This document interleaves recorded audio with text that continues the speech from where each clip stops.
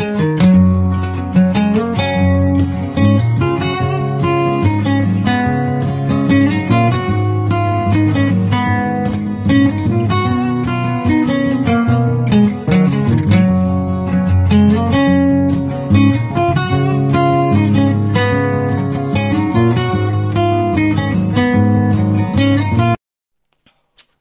tout le monde, je reviens vers vous dans cette vidéo qui risque d'être un petit peu brouillon, je vous le dis dès le départ parce que je ne filme vraiment plus depuis, juin, juillet, parce que toutes les vidéos que vous avez vues c'était des vidéos faites à l'avance. Donc ça fait longtemps que je n'ai plus allumé ma caméra et que je n'ai plus tourné de vidéo. Donc ça risque d'être pas très fluide, d'être un peu hésitant, de partir un peu dans tous les sens, mais bon, on va essayer de faire au mieux. Je fais cette vidéo en réalisant un mandala pour faire le tag de Ago et sa gribouille. C'est quoi le titre déjà? Ouvrir ton cœur à la couleur, quelque chose comme ça. Et j'ai été taguée par les colos de Framboise et Nathan Colo. Donc je me suis dit que ouais, les colos de Framboise, ça fait un petit temps, ça fait plus d'un mois qu'elle m'a taguée, mais bon, là, par amitié, je réponds à leur invitation. Et je commence par la première question, pourquoi le colo? Eh bien, parce que j'avais besoin de changement, j'avais envie de découvrir, je suis quelqu'un qui a toujours envie de faire de nouvelles choses. Je me lasse malheureusement assez vite, j'ai toujours besoin d'un nouveau projet, d'une nouvelle découverte, d'un nouveau challenge, voilà. Et donc le colo, c'est venu s'inscrire dans une suite à peu près logique après le scrap, l'art journal, les ATC, les albums. J'avais envie d'autre chose parce que j'avais l'impression de faire toujours la même chose, et donc j'ai découvert le colo un peu par hasard, parce que au départ c'était pour colorier mes tamponnages quand je faisais du scrap, et je voulais les colorier de manière nette et précise, quoi, pas juste poser la couleur, faire des aplats de couleurs avec les coups de crayon. Je voulais apprendre, et en tapant coloriage dans YouTube, je suis tombée sur une mine de fabuleux livres à colorier dont je ne connaissais même pas l'existence, et voilà, j'ai ouvert mon cœur au coloriage et j'ai adoré ça. La question de illustration, livre, PDF, le matériel, il y a tellement de choix. Alors, je suis une sacro-sainte attachée à mes livres. J'aime colorier dans des livres. Mais là maintenant, au moment où je tourne la vidéo, j'ai découvert une artiste grâce à Émilie Colo, et merci, parce que franchement ça m'a reboosté à colorier de découvrir cette illustratrice. C'est Denise Escobar. Elle vend ses créations sur Etsy, et c'est, pour ma part, c'est magnifique, son travail est magnifique. Et du coup, moi qui étais anti PDF parce que je trouvais ça, enfin je sais pas, j'associais beaucoup le coloriage à des livres, je me suis imprimé quelques livres à colorier et j'adore, j'adore, j'adore. Je vais les relier bientôt pour avoir quand même quelque chose qui s'apparente à un livre. Enfin, je vais les mettre en porte-vue parce que j'ai pas d'outillage pour les relier, et je vous avais dit que ce serait brouillon et que ça partirait dans tous les sens. Ça commence déjà. J'ai pas d'outils pour relier moi, et je n'ai pas la possibilité de me déplacer facilement pour aller dans une librairie le faire. Et puis je me dis déjà, acheter les livres et acheter le papier de qualité pour imprimer, plus, parce qu'on n'en parle jamais, mais plus l'encre de l'imprimante qui a un coût aussi, je vais pas en plus aller payer pour les faire relier. Donc j'ai trouvé des jolis porte-vues avec des couleurs pastel qui sortent un peu des couleurs primaires ou du noir, et je vais les mettre là-dedans. Voilà, donc j'ai des livres comme celui-ci que je trouve très pratique avec des reliures métalliques. J'ai des livres en hardback, j'ai des livres souples. En test d'illustration, j'ai principalement des livres. Mais voilà, j'ai commencé le PDF. Mais par contre, petite parenthèse qui n'a rien à voir avec le tag. En découvrant cet artiste, j'ai du coup voulu aller voir s'il y en avait d'autres. Et Ben, je trouve que sur Etsy, enfin c'est peut-être une idée fausse, mais j'ai l'impression que sur Etsy, il y a énormément d'intelligence artificielle et pas d'artistes réels en fait. Parce qu'il y a des posts avec, vous avez 50 illustrations pour 3 €. Ben là, je sais bien que c'est pas une artiste, faut pas déconner. Et là, c'est clair et net, on sait que c'est de l'IA.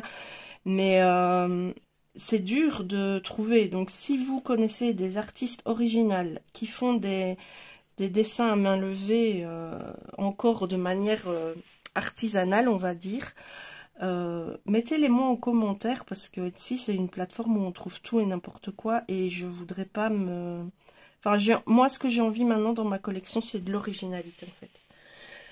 Voilà. Question 3. Quel crayon pour débuter et ensuite? Alors, moi, j'ai débuté avec les Zenacolor et j'ai été très déçue parce que je trouvais... Mais il y a des gens qui les aiment beaucoup.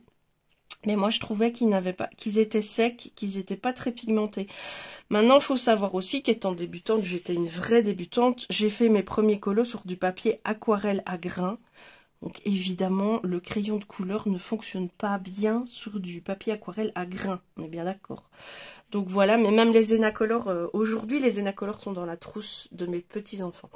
Ensuite, du coup, grâce à YouTube et à cette source de connaissances illimitées, j'ai découvert les Brutfunner. Et ça, je les aime encore beaucoup maintenant. Vraiment, vraiment. Je les utilise assez souvent. J'ai aussi les Calours que j'aime relativement bien. En fait, moi, ce qu'il me faut, c'est un crayon assez gras. J'ai pas assez de patience pour faire du couche par couche pour un temps indéterminé, quoi. Même si maintenant, je prends beaucoup plus de temps à faire mes colos. Mais au début, il fallait que mon colo soit terminé le jour où je l'avais commencé. Donc il me fallait quelque chose d'efficace, on va dire. Et les Brutfunner, pour ça, c'est assez efficace parce qu'ils sont assez gras, même vraiment gras. Et donc le papier est assez vite saturé. Et je trouve qu'ils sont vraiment bien pigmentés. Moi, je les aime vraiment bien, ces crayons-là. Encore aujourd'hui, je les utilise pas mal. Et ensuite, je vous avoue que étant une adepte de la quantité, moi je suis plutôt de la team moyenne gamme en fait. J'aime bien avoir plus de choses que je paye moins cher qu'une seule chose qui coûte très cher. Parce qu'en plus je me connais, je le sais pour l'avoir vécu déjà en scrap, si je m'achetais une gamme de crayons artistes qui coûtent la blinde, j'oserais pas les utiliser parce qu'ils coûtent tellement cher que j'aurais peur de les user. Donc je préfère acheter du moyenne gamme et oser utiliser. Donc, et ensuite, si vous regardez des youtubeuses colorieuses, je parle, hein, qui font des trucs de fou en termes de colo, vous verrez qu'elles ont des gammes artistes, surtout les Derwent et les Polychromos ou les Prismacolor ou les gammes de Faber-Castell et tout ça. Moi, j'ai pas tout ça. J'ai toutes sortes de moyennes gammes. J'ai les Marco Tribute, j'ai les Brutfunner, les Calours, les Black Widow, les Faber-Castell Black Edition, les Castellart, enfin voilà. J'ai pas mal de gammes, mais toujours des moyennes gammes. Alors oui, hein, si j'avais pas acheté toutes ces moyennes gammes, j'aurais pu m'acheter une gamme artiste, hein, on est bien d'accord, mais je n'en vois pas l'utilité. Voilà, parce que j'ai pas envie de passer dans l'artistique professionnel, on va dire. Puis j'aurais tendance à vouloir devenir une pro du colo si j'avais des gammes artistes alors que j'en suis loin. Ensuite, quel médium pour les fonds? Alors là, je dirais que mon préféré c'est l'aquarelle. J'adore le rendu de l'aquarelle qui est complètement aléatoire. Et même pour coloriser tout un dessin, j'aime beaucoup travailler à l'aquarelle. C'est quelque chose qui me plaît vraiment. Je trouve que c'est le plus détente et le moins douloureux pour moi. Parce que utiliser des crayons, parfois, c'est assez douloureux. Mais ouais, l'aquarelle. Sinon, j'aime aussi beaucoup le pastel sec. Le seul inconvénient du pastel sec, c'est qu'il faut fixer son colo. Parce que ça se fixe jamais. Les néocolores crayons aquarelle, j'aime bien aussi. Et le pastel gras, dans certains colos, j'aime bien. Je suis assez éclectique en fond, ça dépend vraiment de l'ambiance du colo et la finesse du colo pour faire mes fonds. Et le papier aussi, évidemment, le papier joue une grande importance aussi là-dedans. Donc voilà, mais j'utilise à peu près tout. De nouveau, je n'ai pas de panne pastel pour une raison de budget. J'en ai 5 que ma meilleure amie m'a offert, mais sinon j'en ai pas acheté parce que je trouve que c'est très très cher pour du pastel sec, hein, même si il se met bien sur la feuille, que c'est parfait pour le colo et tout ça, je suis tout à fait d'accord avec ça, mais ça reste du pastel sec et je trouve ça très très cher. Donc voilà, j'ai pas non plus les senneliers en pastel gras pour la même raison, même si elles ont une énorme cote, je trouve que c'est extrêmement cher pour du coloriage, qui reste un loisir créatif. Donc, mais tout ça, bien sûr, c'est mon avis personnel et il n'est absolument pas question de juger celles qui investissent dans du bon matériel, hein. Ne faisons pas un débat là où il n'y en a pas, c'est mon avis personnel qui n'engage absolument que moi. Ensuite, ouais, j'ai ma fille j'ai ma famille plutôt qui m'envoie plein de messages, parce qu'on a une nouvelle petite adoption dans la famille. C'est donc ma 3e fille et son compagnon adoptent un chien. Donc c'est la nouvelle réjouissante de la famille aujourd'hui. Ils vont adopter un dog allemand. Ils sont super contents, évidemment. Lola, donc cet enfant-là n'a pas du tout de projet de maternité, elle n'en a absolument pas envie, elle n'en ressent pas le besoin, et je la suis à 100%. On n'a pas besoin d'avoir un enfant pour être entier épanoui dans la vie. Mais du coup, l'avènement de ce chien dans la famille pour ma seule enfant qui n'a pas encore d'enfant, eh ben ça fait pareil pour nous.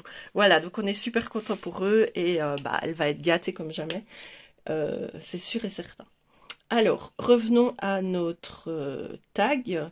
Point essentiel pour faire un joli colo. Alors là, c'est pas une question ça, c'est un titre de dissertation, je suis désolée. Pour celles qui me suivent depuis longtemps, vous connaissez mon point de vue sur la question. Les jolis colos, c'est relatif, c'est comme les jolis humains. C'est une question tellement subjective.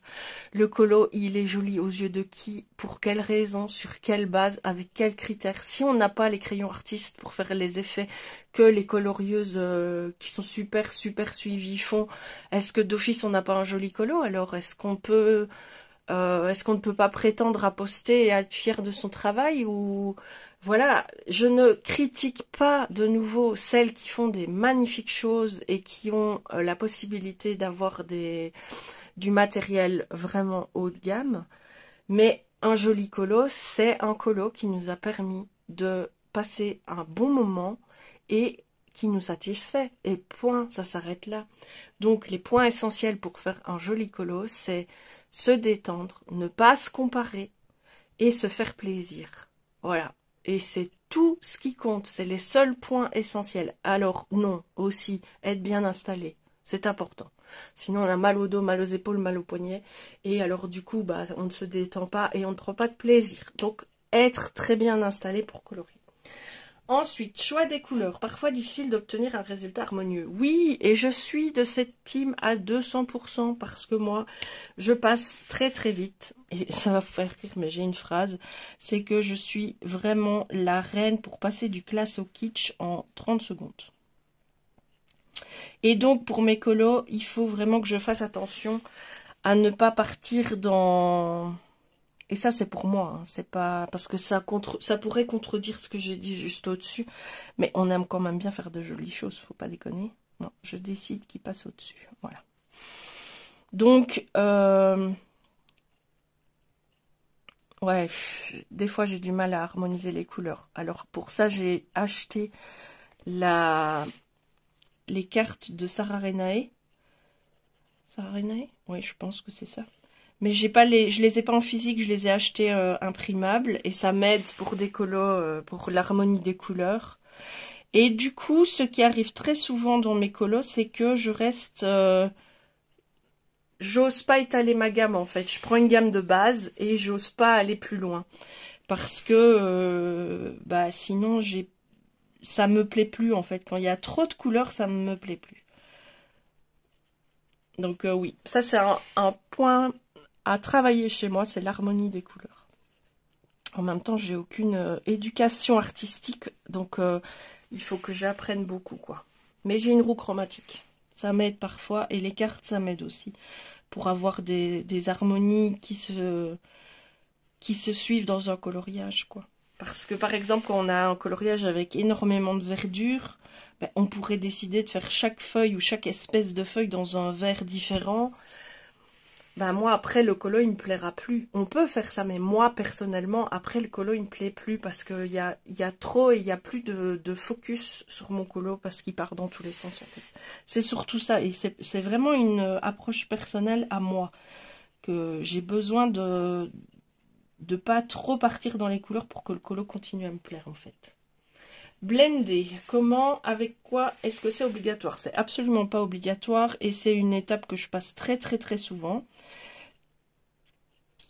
Parfois avec certains papiers, je trouve que c'est plus intéressant de blender ou pour avoir un dégradé plus fluide. Alors avec quoi je blende? Hop, avec celui-ci de Polycolor, c'est mon préféré. Sinon je blende aussi avec quelque chose qui sort un peu de l'ordinaire. Où est-ce qu'elle est? Attendez, il faut que je retrouve. Oh zut, où est-ce que je l'ai foutu? Il n'est pas ici, ma double gomme. Elle est censée être ici, pourtant tous mes blenders sont là. Bref. C'est pas grave, je vais vous en prendre un d'une autre marque.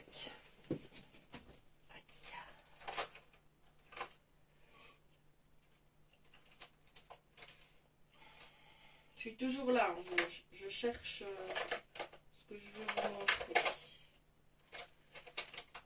Et évidemment, je ne retrouve pas ce que je veux. Ah voilà, j'ai retrouvé. Ah. Quelle histoire. On voit vraiment que j'ai plus filmé. Je blende aussi avec ceci. C'est une gomme. C'est Faber-Castell qui fait ça. Vous avez un bout blanc, un bout rouge. Et ça permet de blender aussi. Et quand on fait des dégradés trop marqués, ça les estompe bien. Donc je blende aussi avec ça, parfois à l'essence sans odeur, surtout dans mes coloriages mystères quand il y a de grandes zones à colorier. Et sinon, c'est à peu près tout. J'utilise pas d'estompe papier pour blender, mais je sais que certaines le font aussi pour cacher le grain du papier. Donc, mais ça c'est vraiment très très accessoire. Ça dépend de votre envie, ce que vous voulez, ce que vous attendez du résultat et tout ça, quoi. Mais c'est pas un... Comment? C'est pas une facilité ou pour arriver à assez fin de blender, parce que j'ai déjà entendu que on critiquait le fait de blender pour se faciliter la tâche par rapport à faire un dégradé couche par couche. Oui, ben excusez-nous, on fait ce qu'on veut, hein, déjà. Donc voilà. Ensuite, embellir son colo avec des finitions et la prise du cliché. Alors ça, c'est une étape que j'ai tendance à passer parce que pour moi, quand la mise en couleur est faite, elle est faite.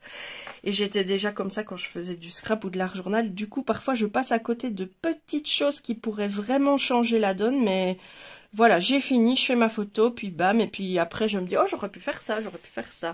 Mais j'ai besoin de clôturer et de passer à autre chose, quoi. Donc les finitions, chez moi, c'est vraiment pas une obligation. Je ne contourne pratiquement jamais. J'ai voulu le faire au début, mais j'aime pas du tout le résultat que ça donne à mes coloriages parce que je suis pas assez précise, hein, et j'ai pas encore trouvé le matériel qui ne se bloque pas ou qui ne déverse pas son encre de manière irrégulière pour voilà. Et puis quand j'ai bien fait ma mise en couleur, j'ai vraiment très peur de tout gâcher avec un contourage qui dégueule, quoi. Donc je contourne très peu. J'ajoute parfois des petits points blancs dans un ciel foncé, des choses comme ça. Mais en fait, si je le fais pas, c'est parce que je n'aime pas mon résultat. Je le trouve du coup un peu grossier. Et je trouve que ça n'apporte rien de positif à ma mise en couleur pour moi. Donc je le fais pas. La plupart du temps, c'est pour ça en fait. Donc voilà, mais... il y a des finitions de colo qui sont vraiment géniales, hein. Quand je vois certaines, je suis en admiration. Moi, c'est pas que j'ai envie d'atteindre leur niveau, mais j'admire j'admire vraiment leur réalisation. Hop. Alors ici, je suis en train de faire un test pour voir si en mettant une seule couleur dans des nuances de gris, ça va donner. Mais il faut quand même qu'il y ait un peu de la couleur à tous les niveaux. Donc, je regarde comment équilibrer mon dessin avec l'ocre. Et puis après, je mettrai toutes les couches de gris. Ensuite, l'échec, un coloriage qui nous semble loupé. Alors, est-ce que j'ai vraiment... Oui, j'ai eu des échecs avec justement des feutres à alcool parce qu'ils ont bavé et du coup, il y a du mauve par exemple qui a débordé dans du beige très clair et du coup, bah, ça fait un coloriage très approximatif. Donc ça pour moi c'est un loupé. Déborder c'est loupé. Ça je déteste ça de déborder. Et avec les feutres à alcool malheureusement sur certains papiers ça fait effet buvard. Alors on me dit oui mais il faut s'arrêter un peu avant la ligne noire. Oui d'accord mais si tu t'arrêtes un peu avant la ligne noire et qu'il reste du blanc ça me gave aussi. Donc et tu trouves jamais le niveau d'arrêt le plus efficace pour que ça bave jusqu'à la ligne noire sans déborder. Bref, j'apprends avec le temps à gérer. Sur ce papier-là, par exemple, les feutres à alcool ne font absolument pas buvard. C'est un papier qui est nickel, c'est le même papier que sur les coloria. Et j'adore ça, quoi. Là, le feutre, il glisse, on fait ce qu'on veut, on n'a pas de traces ou très très peu, c'est génial, quoi. Sinon, un loupé, c'est quand le colo me gonfle. Ça, pour moi, c'est un loupé.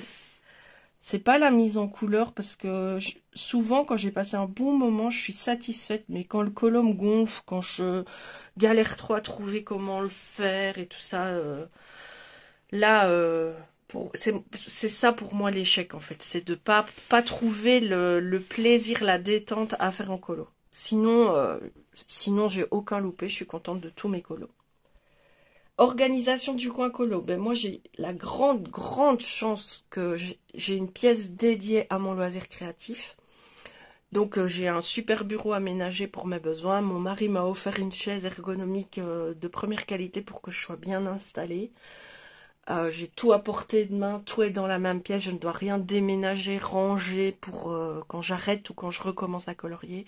Je sais que c'est un privilège. Faut savoir que j'ai bientôt 49 ans, que tous mes enfants sont partis. Il ne reste que les deux plus jeunes filles de mon mari à la maison qui ont toutes les deux leur chambre.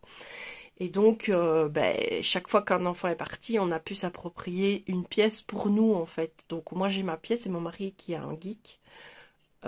Dans le sens honorable du terme et pas dans le sens critique, à sa pièce de jeu aussi qui lui est dédiée. Donc voilà, donc je sais que je suis très très privilégiée à ce niveau-là.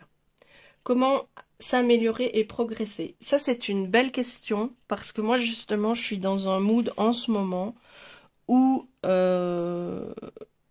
j'ai tendance à penser que je répète toujours la même chose dans mes colos et je commence à m'ennuyer en fait parce que je progresse, j'ai l'impression que je progresse plus.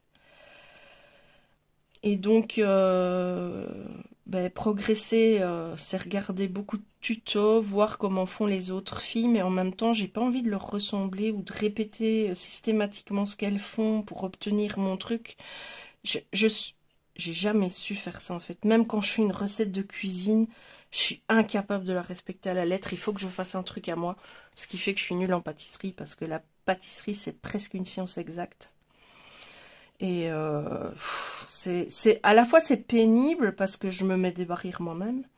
Et à la fois, ça fait que je reste moi-même. Donc, c'est vraiment un débat. Mais pour l'instant, en colo, j'ai l'impression que oui, je fais toujours mes dégradés de la même façon, mes feuilles de la même façon, mais je fais toujours tout de la même façon et je m'ennuie un peu. C'est dommage, hein, parce que j'aime bien colorier. Donc, comment progresser? Bah, écoutez, je pense qu'on ne progresse que par l'exemple et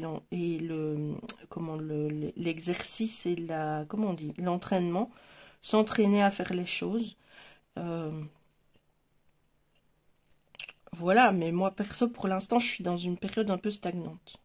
Peut-être que je vais dépasser ça en changeant de médium, en changeant d'illustrateur, en changeant Je sais pas, on verra bien. Mais pour l'instant, c'est un peu cette phase-là où j'ai l'impression de faire toujours la même chose et ça m'ennuie un petit peu.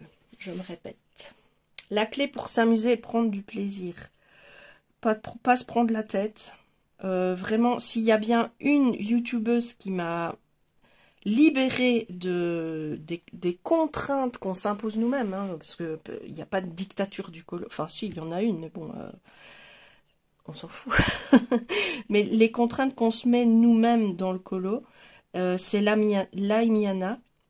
Elle m'a complètement libérée de ça parce que ben, elle s'est elle-même libérée de ça. Et elle fait des trucs magnifiques, quoi. Sans se prendre la tête, avec peu de techniques conventionnelles, même s'il y a beaucoup de techniques derrière. Quand je vois comment elle réalise ses, ces paysages, là j'ai encore vu hier un réel d'elle où elle a fait un paysage, mais c'est vraiment magnifique et elle travaille avec soit de gouache, soit aquarelle au départ, et puis c'est Faber-Castell et elle fait des trucs de fou, c'est impressionnant. Donc voilà, comment s'améliorer et progresser, non, ça j'ai déjà dit. La clé pour s'amuser, prendre du plaisir, c'est se libérer de toute contrainte, oser et ne pas se comparer. Je crois que c'est les 3 choses essentielles pour vraiment prendre du plaisir en coloriant. Et colorier ce qu'on aime et pas ce qui est bien. Y a des artistes qui tournent, qui sont super mis en avant. Bah moi, il y a ces artistes-là que j'ai pas leur livre parce que j'accroche pas à ces illus-là. Donc je rentre pas dans les groupes, dans les challenges de tous ces artistes-là, mais c'est pas grave parce que je me forcerai pas à faire quelque chose parce que c'est la mode et que c'est cet artiste-là qu'il faut colorier en ce moment, quoi. Donc se libérer de toute contrainte, ne pas se comparer et oser tenter des choses, tenter des expériences. Et ensuite l'intégration réseau et colosphère. Alors, ce que je peux dire pour avoir déjà côtoyé d'autres sphères, c'est que dans l'ensemble, la colosphère sur les réseaux est vraiment bienveillante. J'ai connu des communautés loisirs créatifs qui étaient des serpents, vraiment. J'ai vécu des expériences assez déroutantes par rapport à du loisir créatif, je dois dire. Et là, depuis que je suis dans la colosphère, je me suis même fait des copines, des vraies copines réseau. Et c'est chouette, quoi, parce qu'on échange en dehors des colos, ou on fait des duos ensemble. Enfin, je trouve ça chouette. Voilà, les réseaux, bah, j'ai ma chaîne YouTube, j'ai ma page Facebook dédiée à mes loisirs créatifs, j'ai Insta aussi, je tentais un peu le TikTok, mais en fait ça me gonfle, c'est plus de mon âge le TikTok. Et puis vous voyez, c'est comme tout, vous avez vu que sur mes réseaux j'ai été à fond sur YouTube pendant presque 2 ans, je dirais, à faire des vidéos 2 fois par semaine, à vous proposer des trucs et tout ça, et ben je me suis pas lassée, je vais pas dire que je vais fermer ma chaîne ou quoi que ce soit, mais j'ai plus le même engouement et je sais plus trop quoi partager et j'ai pas envie de faire 2024 une réédition de 2023 updatée, enfin je ne vois pas trop l'intérêt. Et comme pour l'instant je sens que je stagne un peu, bah je me dis j'ai plus grand chose à partager sur les réseaux, donc c'est un peu en pause pour l'instant, ça va peut-être revenir, je ne sais pas, on verra bien. Et quant à l'intégration, je me sens intégrée sans avoir besoin de me sentir intégrée. Enfin, je sais pas si vous voyez ce que je veux dire, mais j'ai pas besoin d'être reconnue dans le monde du colo pour me sentir exister, mais ça fait plaisir d'avoir des échanges avec pas mal d'entre vous ou d'entre youtubeuses, voilà. Et c'était la fin de ce tag. J'espère vraiment que ma vidéo n'est pas ennuyante. J'ai l'impression d'avoir dit un peu tout et n'importe quoi et d'être partie dans tous les sens. Mais c'est aussi une vidéo papote, partage, en se basant sur les questions d'Ago. Donc j'espère que ça vous a plu. N'hésitez pas à réagir en commentaire. Comme ce tag tourne depuis un petit temps, je vais taguer personne en particulier, mais tout le monde. Celui qui a envie de le faire, le fait. N'hésitez pas. Et si vous n'avez pas de chaîne, n'hésitez pas à répondre aux questions en commentaire. Ça me fera plaisir de vous lire aussi. Je vous fais plein de gros bisous. N'hésitez pas à liker ma vidéo. Et surtout, faites ce que vous avez envie dans la vie et faites-le avec plaisir. À bientôt!